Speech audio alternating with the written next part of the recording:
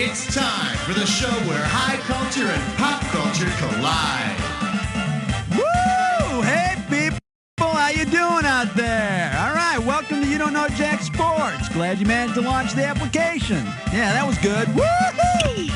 Hope you three brought some towels because there's going to be some serious sweating going on. Okay, let's go. Now it's time for some screw giving. 3 screws for 3 players. You know, don't you just love a good flying screw?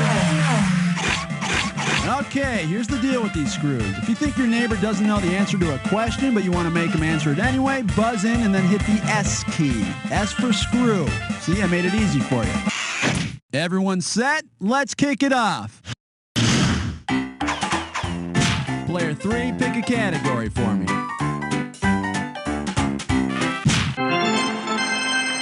1! The name of this category is Streaks and Streakers. And there's $1,000 riding on this one. Ready on the trigger? Pull. If the owner of Major League Baseball's longest hitting streak had been known to streak to base after each hit, who would have been famous for flaunting himself for 56 consecutive games? Mickey Mantle, Joe DiMaggio, Lou Gehrig, or Yogi Berra?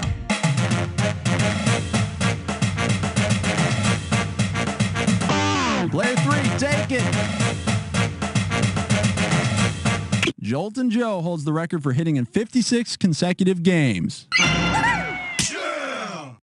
All right, Joe, if you get on, I want you to steal second, but for God's sakes, don't slide. Player 3, select a category. We got spirit, yes we do. We got spirit, how about 2? The category is Bole. Okay, swing this one and I'll give you $2,000. You know Calvin and Hobbes, that little comic strip kid and his imaginary tiger who always getting picked on by that school bully Mo? If Calvin and Hobbes decided to teach that bully Mo a lesson by dropping him into the middle of a real bully, which one of these would Mo experience? Being dunked and held under in water polo, being whacked with sticks in field hockey, being slapped with a paddle in table tennis, or being smacked with a mallet in croquet?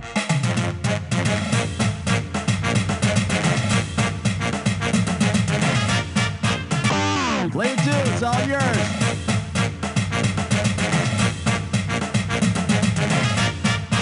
In field hockey, a face-off is called a bully. Yeah.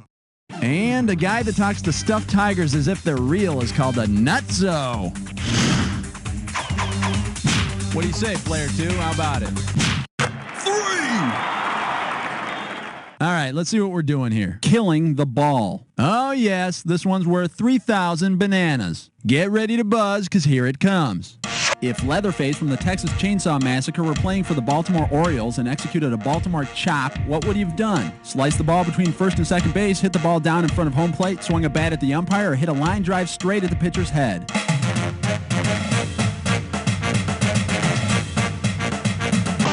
Player 1, go nuts. Strike 3! Ball 4. Take your base! Player 2, player 3, want to take a stab at it? Now or never, player 3. The Baltimore Orioles in the 1890s used to smack the ball hard into the ground in front of home plate. The high bounce usually earned them a base hit. Yeah. Leatherface is a natural out on the field. He makes a great cutoff man. Player 3, you're up. What's the category? 4! And the category is different strikes. This question's worth $2,001 bills. All right, check it out. Eddie Geidel of the St. Louis Browns is part of baseball legend, even though he only had 1 major league at bat. If Eddie Geidel hadn't been available for his famous turn at bat, which character on TV's Different Strokes would have been the most appropriate replacement? Arnold, Kimberly, Mr. Drummond, or Willis with no left arm?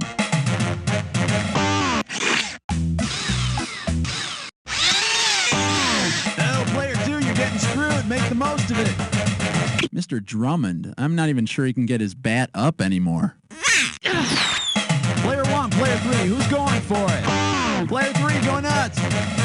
Kimberly? No, Eddie's not short for Edwina. Go for it, player 1. Eddie's famous because he was 3'7", so the most appropriate sub would be Arnold. Eddie walked during his at-bat, but I'm hoping Arnold would catch a high, hard one in the chin. What you talking about? Player 1, choose a category.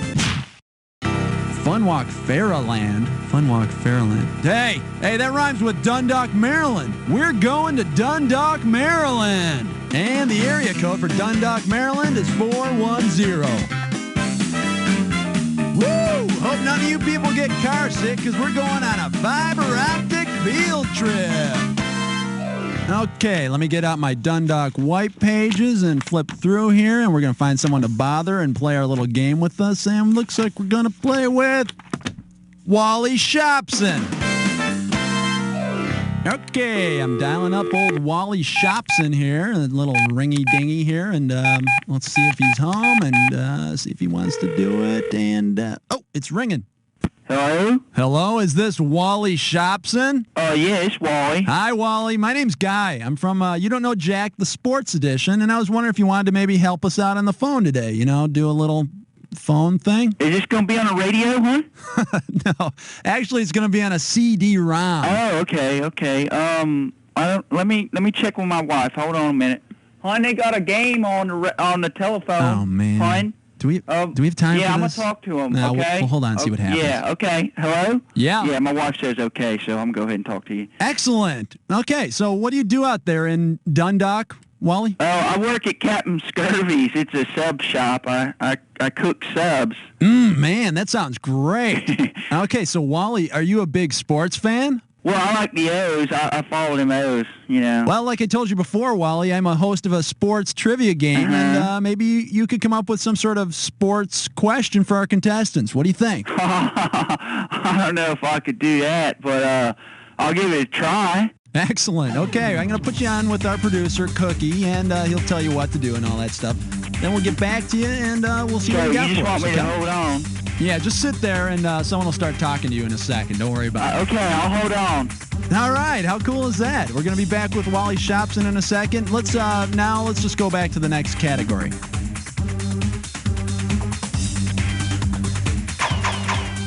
Player one, pick one. The corner pocket, number 5. And this category is you're soaking in it. Right here, $1,000 for a right answer. Okay, try to imagine how the game of baseball would be changed if Madge the manicurist were a manager. Suppose Madge tells her players to start soaking more often. If she's referring to the old baseball practice of soaking, what is she telling them to do? Hit runners with the baseball, spit on runners as they slide into base, soak their bats in oil, or go to the local pub and drink between innings?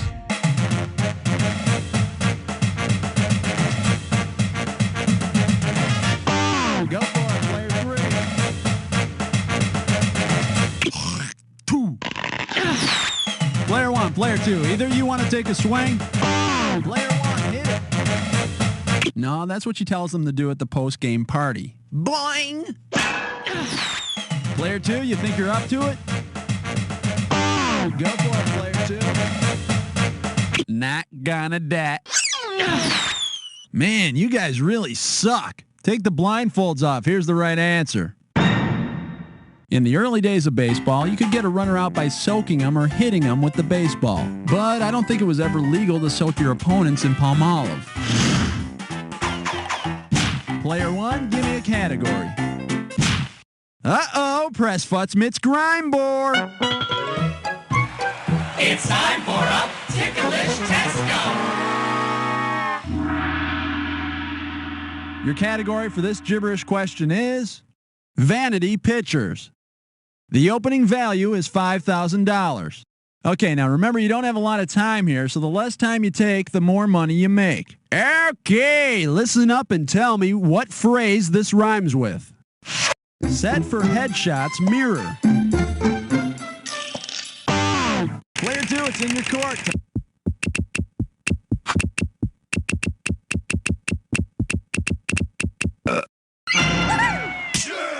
Hot dog, set for headshots, mirror. Yeah, I'd like a foot long, please. You got it, big boy.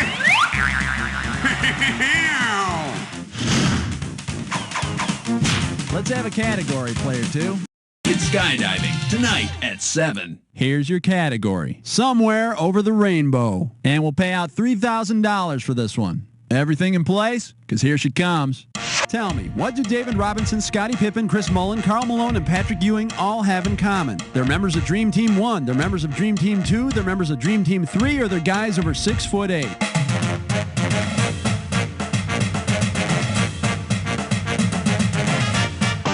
It's in your court, player 2.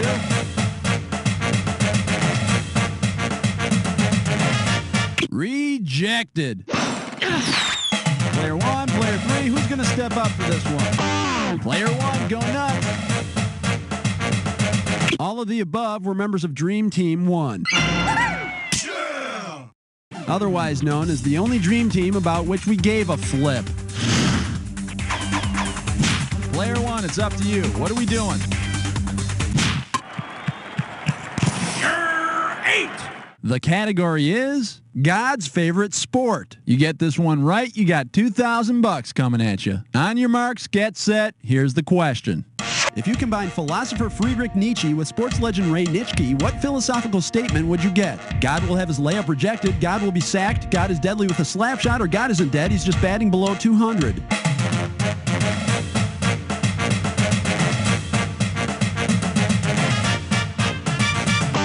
Player 3, take it.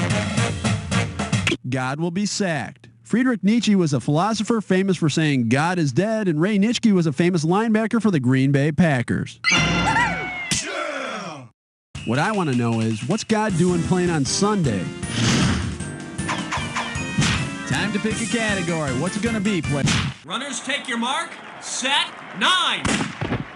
Here's the category. My, no hands. Okay, this isn't going to be easy, but you're looking at $3,000. Okay, hang tight, put your finger on your buzzer. Here's the question. You're a member of the ancient Minoan civilization and you're out for some ancient fun. Which ancient sport might you actually be able to see? Eel teasing, squid tossing, bull vaulting, or camel roping? Player 2, what do you say? Bull vaulting. Bossy gets a perfect 10. Actually, the Minoans vaulted over the bulls, but this way seemed much more fun. Player 2, pick one. 1, 2, 3, 4, 5, 6, 7, 8, 9, 10. This one's gonna be, who are you calling a chicken? I'm paying out $2,000 if you get this one right. All right, get yourself set. It's time. Which one of these chickeny names is not an actual nickname of a college team? The Gamecocks, the Chanticleers, the Blue Hens, or the Runnin' Roosters? You're up, player 1. No, the Chanticleers are from Coastal Carolina University. Chanticleer is a rooster, and you're a dead duck. Player 2, player 3, now or never, player. The Gamecocks are from the University of South Carolina, and I hear they're game if you are. Player 2, you want to play? If you attend the University of Delaware, you're a blue hen. Obviously, you've never attended an institute of higher learning. Doh, I bet you would have gotten it in one more try. There is no college team called the Runnin' Roosters, which is really a shame because it'd be so easy to get them up for morning workouts. Okay, that's the end of round 1. Let's move on to round 2. Okay, let me get out some screws here. Screw. Okay, there we go. All right, this is round 2, and 2 is twice 1, which means all the questions are double. Sounds good, huh? Okay, let's do it. Okay, we're back with Wally Shopson from Dundalk, Maryland. Wally, you there? Oh, yeah, I'm here. Great. All right, Wally, you got a question for us? Yeah, I came up with a good one, I think. Excellent. Let's hear it. U-T-L-Y, you ain't got no alibi, 11. The category is nicknames. And we'll make this one worth $5,000. Put your finger on the buzzers. Here's the question. What's the official nickname of the University of Baltimore?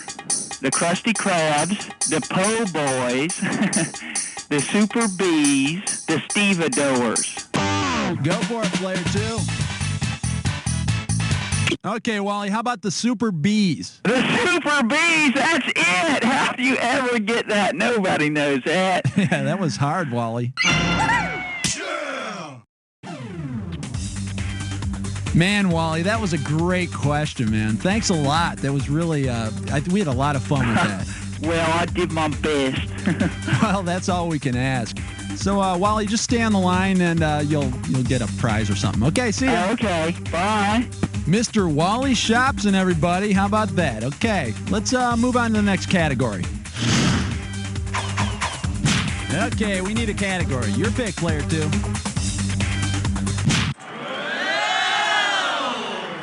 And the category is when celebration parties turn ugly. Okay, $2,000 is coming your way if you get this one. All right, let's get this ball rolling. Let's say that the current NBA champions get the crazy idea to take apart the Larry O'Brien trophy and play basketball with the pieces. What immediate problem will they have? The trophy is impossible to disassemble, the little ball won't fit through the basket, there is no basketball on the trophy, or the trophy doesn't really exist. Go for it, player 1. Oh, I'm sorry, that's incorrect. But it was a really bad guess. Player 2, player 3, either you feeling lucky? Player 3, go nuts. On the trophy, the basketball's diameter is larger than the hoop's rim, so the ball won't fit through the basket. Yeah. Of course, Chris Dudley's been using that excuse for years. Okay, we need a category from player 3. Uh-oh, Chestnut Slick Crime Store. Once again, it's time for a Liquor Chestnut Store. Here's your gibberish category. Musicians with very tough skin. Opening value for this gibberish question is 10,000 beans. Now you're going to have about 30 seconds to solve this puzzle, but I'll be taking a little bit of money away every second and a half. Here we go. Tell me something. What does this rhyme with? Now don't be thrown by the old punctuation.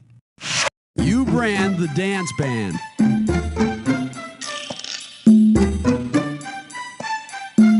Here's your first hint. It's a tennis technique. Is it temper tantrum? A technique popularized by Chris Evert.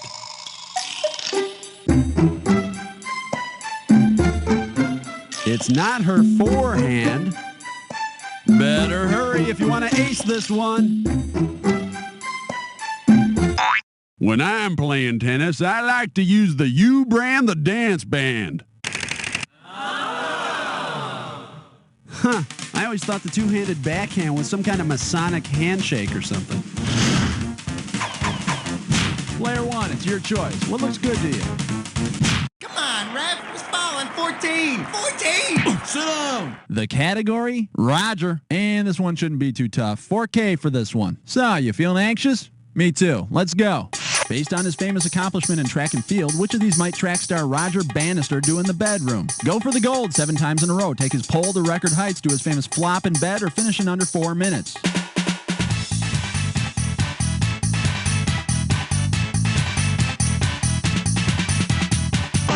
It's in your court, player 2.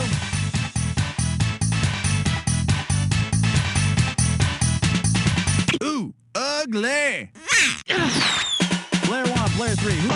Go for it, player 3. Go for the gold 7 times.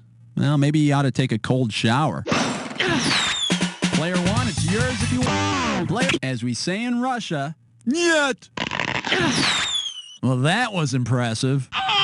Roger Bannister was the first person to break the 4-minute mile. 4 minutes. Boy, won't his wife be thrilled. Player 1, choose a category. It's question 15. It's question 15. The category behind this question is Captain Hook. It's going to be worth $4,000. Hey, you know that movie Kingpin where Woody Harrelson plays a one-handed bowler named Roy Munson? Well, if Roy Munson were to compete with a prosthesis in an event sanctioned by the American Bowling Congress, which of the following would he not have to provide for The screw's in your court, player 2. No, they demand a special ID for bowlers with prostheses. It also gets you discount video rentals. Player 1, player 3, who's going to step up for this one? Quick, do your buzzer. Player 3, take it. In order to use prosthetics in an ABC-sanctioned tourney, you've got to provide all of these except a driver's license. Yeah. And maybe Woody Harrelson can buy some prosthetic acting ability. Player 3, you're up. What's the category? Give me a 6. 6. Give me a team. Team. 16. The category is fouled out. I'll pay you $4,000 if you get this one right. Okay, imagine this. During an NCAA basketball game, the organist starts playing the chicken dance while the ball's in play, and the players start dancing. Which part of the dance will earn them personal fouls? Swinging their elbows like chicken wings, doing the chicken butt wiggle, making the chicken beaks with their fingers, or clapping their hands?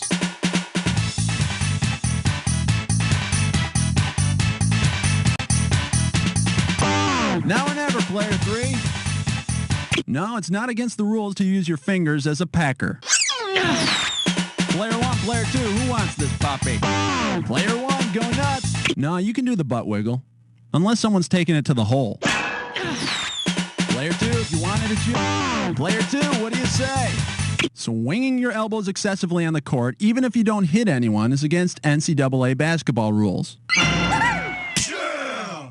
And guess which part of the bunny hop isn't allowed on the court? Category. Player 2, let's do it. 9 plus 8. 10 plus 7. All right, let's see what we're doing here. House of Wax. You get this question right, you pocket $6,000. Remember this children's rhyme? Lizzie Borden took an axe and gave her mother 40 whacks, and when she saw what she had done, she gave her father 41. If Lizzie Borden wanted to take on her dad in a different sort of 41, where could they be playing? On a pool table, at a bridge table, on a beach volleyball court, or in a hockey game?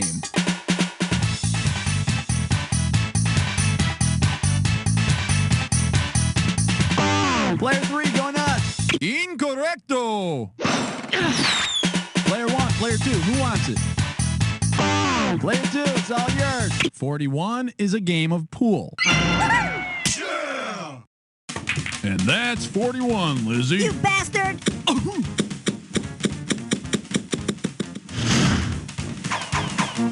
What do you say, player 2? How many holes in golf? 18.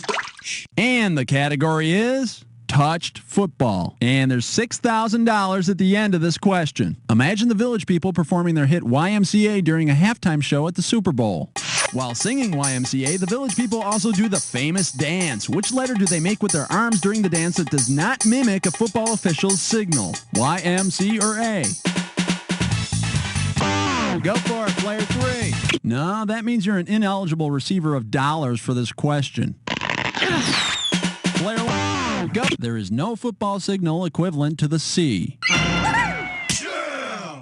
Unless you count the guy in the stands reaching down the aisle for a beer and a hot dog at the same time. Player 1, give me a category. 19 here! Get your ice cold 19! Here's your category. Leaving a spot. And this one's $4,000 for a right answer. Get your eyes focused on the screen. Here we go. If playing college hoops were a euphemism for sex, roughly how many of the players taken in the first round of the '96 NBA draft practiced early withdrawal by leaving before their senior year? 10%, 30%, 60%, or 90%?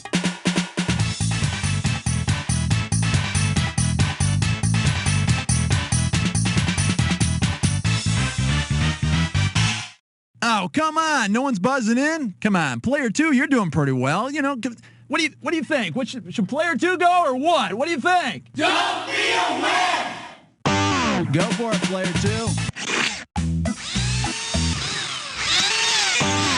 Ooh, gotta answer it, player 3. 17 of the 29 players were underclassmen. And the undrafted underclassmen that came out, well, they're just plain old screwed. Player 2, right back at you.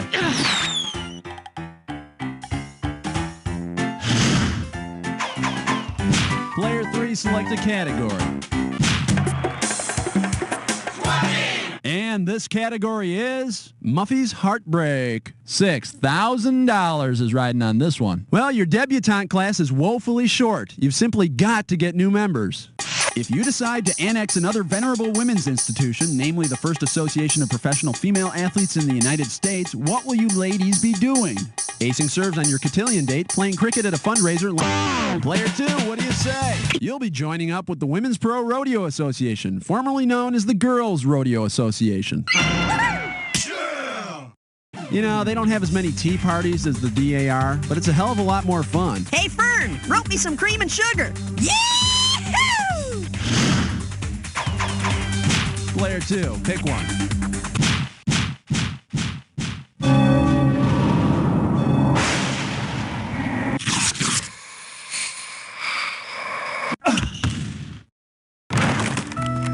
The attack is upon you. If you see two words together and they form a match, buzz in. $2,000 will be yours if you're right, but each time you're wrong, $2,000 shall be taken away. But be not fooled, not all matches are true. Remember the clue. It must be a match that fits this clue. Your team's name sure is colorful. That's your clue. Begin the attack.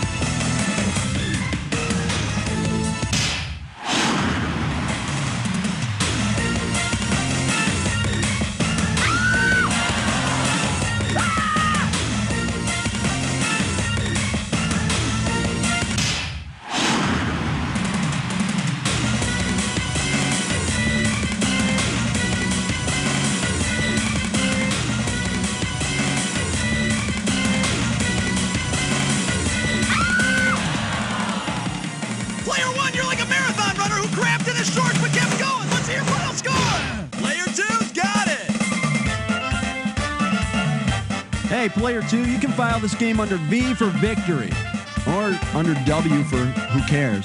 At any rate, put this in your file. You don't know Jack! Okay, great show, everybody. Great show. Cue the commercials, please. Thank you. And Cookie,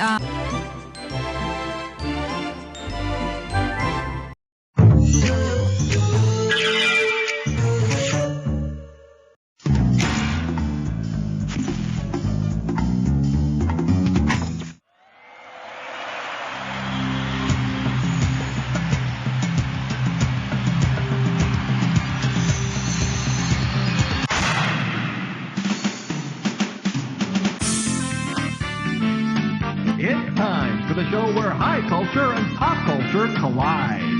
How you doing? Welcome to the show. All right, first I need to pass out some screws. Here you are, 3 shiny screws. Not to offend you, but this is how you screw someone. If you want to force your neighbor into answering a question that you know they don't know, buzz in and slap that S key. You got it? Okay, you ready to go? Let's do it. All right, pick a category. Question number 1. The category, the Pope is the towel boy, and this one's worth $1,000. Pencils ready, let's do it. Given his place in the Roman Catholic hierarchy, John the Baptist would most likely play professional sports for which team? The Anaheim Angels, the New Jersey Devils, the St. Louis Cardinals, or the New Orleans Saints?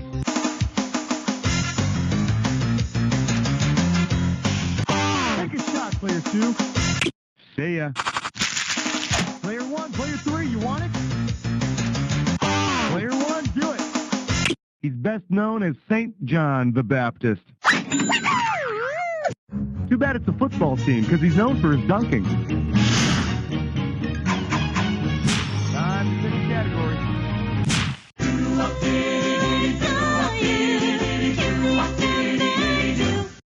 The category is turkeys, monkeys, and other keys that don't open doors. And this one's going to be worth $1,000. Think fast, it's question time. If you needed to have as many fingers to play the piano as the piano has keys, how high could you count up to on your fingers? 48, 64, 88, or 120? Player 2, go! The piano has 88 keys. Sure, it'd be hard to buy gloves, but you could type with one hand. category. Who will answer question 3? We're calling this one Punks of Yesteryear. $3,000 for this one. Flex those fingers. Here it comes. Which of these acts of vandalism celebrates the crowning achievement of the original Vandals? Spray painting Persia's rugs, desecrating English muffins, burning Roman candles, or smashing China's plates?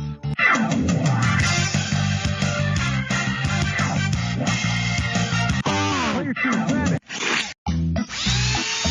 Player 3, give me an answer. A Germanic tribe who invaded parts of the Roman Empire in the 4th and 5th century, the Vandals eventually sacked Rome itself.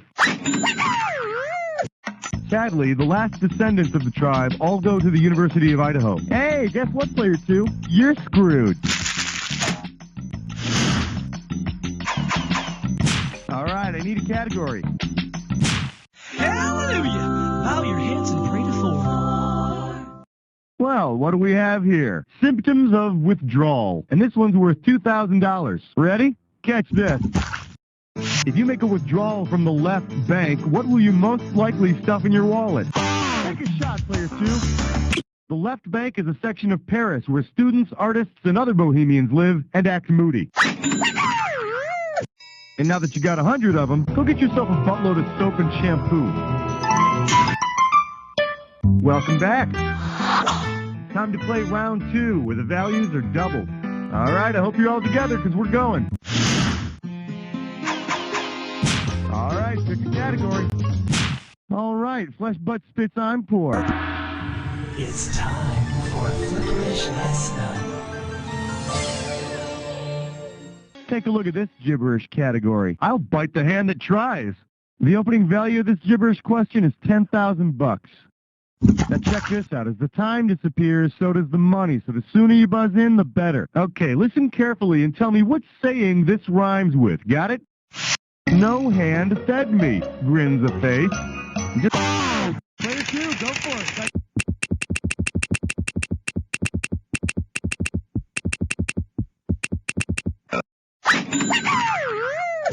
Slow and steady wins the race. Either that or finishes a distant 953rd. Time to pick a category. We're a bunch of hicks and we love the question 6. We're calling this one Food Courts and Bodily Fluid. You want $6,000? Give me your right answer. Ready? Here's the question. If your body were a big strip mall, which store would have the most sweat glands for sale? Ear 1, Hand and Foot Locker, Walden Butts, or Chest King?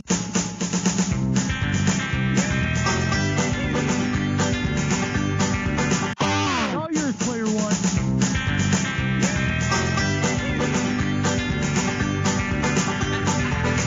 Your palms and soles have more sweat glands than any other part of your body.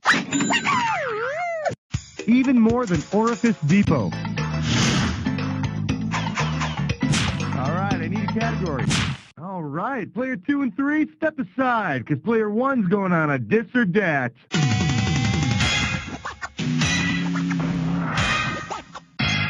This dis or dat category name is, are you eating all right? Okay, I'm going to read off 7 names, and as you hear each one, I want you to tell me if it's the name of a third world country or a supermodel. As each one comes up, if it's the name of a third world country, press 1. If it's the name of a supermodel, press 2. And to skip it, press 4. You get $1,000 for each right answer, and you lose $1,000 for each one you get wrong or you don't get to. Okay, you got 30 seconds. You ready? Let's dance. Mozambique, third world. Tanzania. Tatiana Petit. Burkina Faso. Frederic. Rwanda.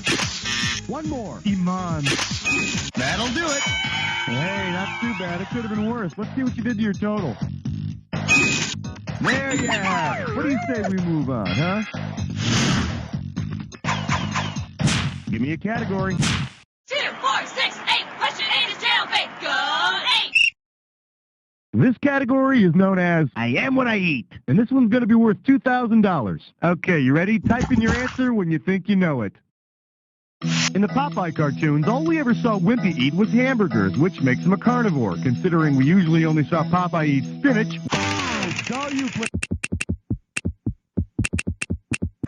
Popeye's a herbivore, which makes Olive very happy. Time to pick a category. Aloha, question number 9. Coming at you, it's 9 o'clock. Do you know where your kids are? And this one's going to be worth $6,000. Let's see how you handle this one. In which of these situations would you most likely find a spermophile? Hiding inside your daughter's gym shorts, crawling around Central Park at 4 a.m., swimming at the beach with your son, or inserting quarters at the local peep show? Player 3, do it. No. Player 1, player 2, who wants it? Player 2, go. A spermophile is a ground squirrel, so you'll probably find one crawling around Central Park. Which is all too normal, since squirrels are all freaking sex maniacs. Welcome back. It's time to play round 3. And to get you started, 1 screw apiece. Use it in good health.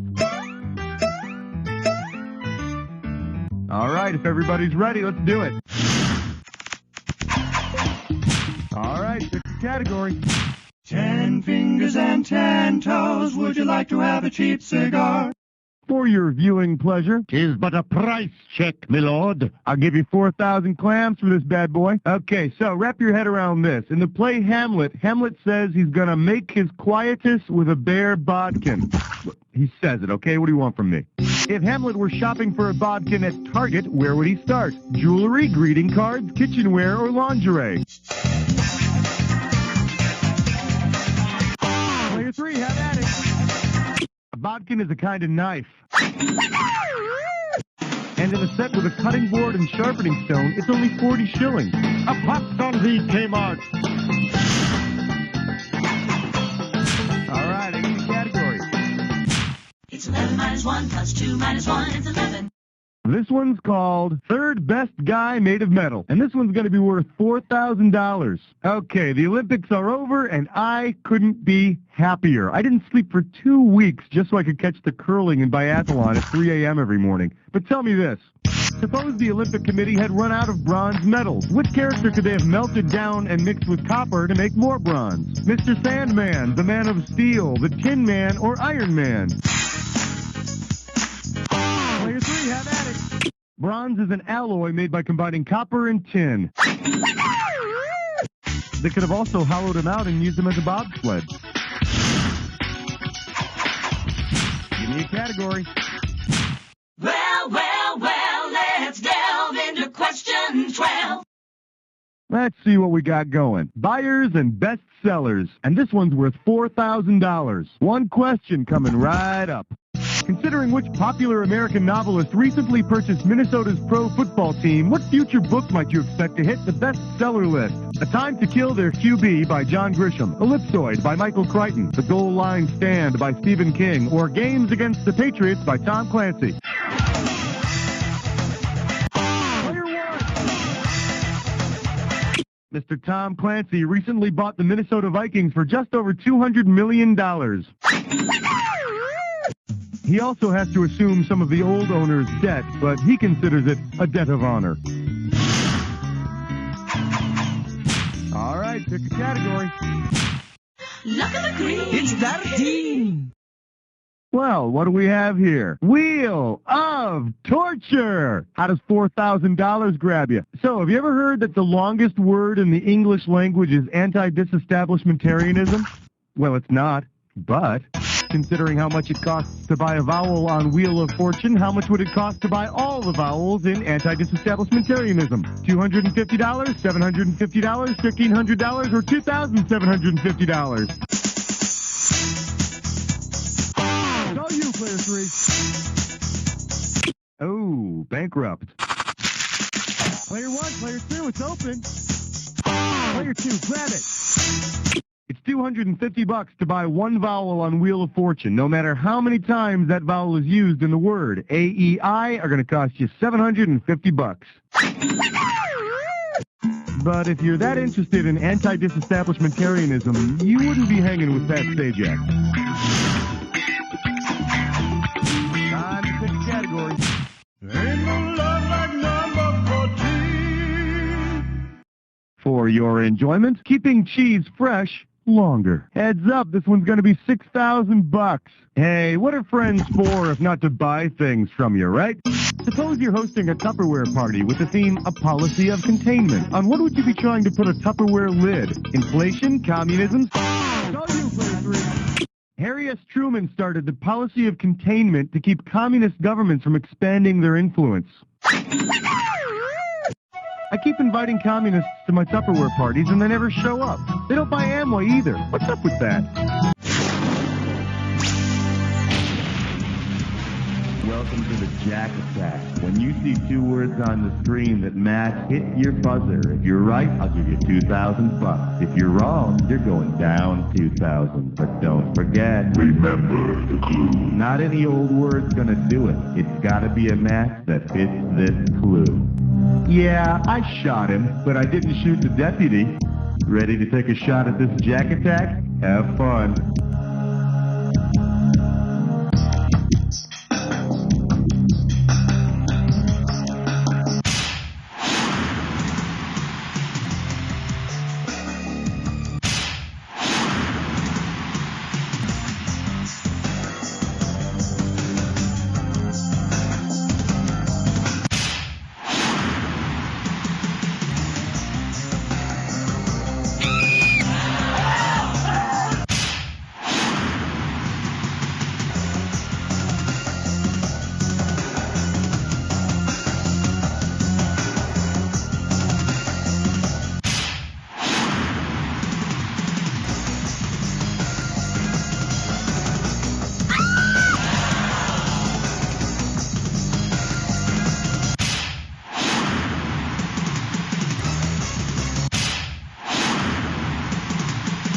Way to go on that Jack Attack, player 2. Let's look at the final scores.